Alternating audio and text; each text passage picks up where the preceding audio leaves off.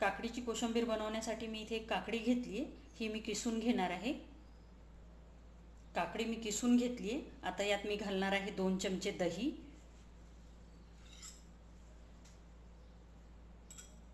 यातच मी घालणार आहे चवीनुसार साखर,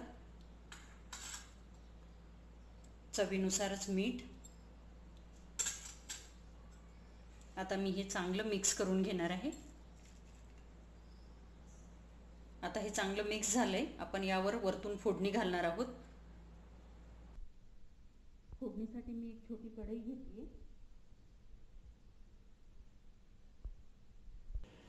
त्यात मी तेल घातले। आता त्यात मी घालणार आहे मोहरी,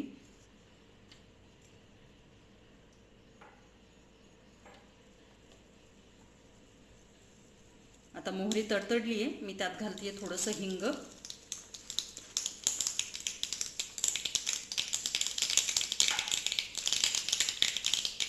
एक चिरलेली मिरची। आता मी गॅस बंद करते, थोडासा कढीपत्ता, थोडीशी हळद। आता आपल्याला ही फोडणी कोशिंबिरीवर घालून घ्यायची।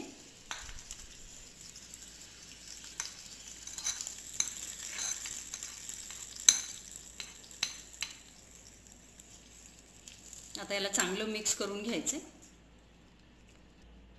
आता ही मिक्स झाली आहे।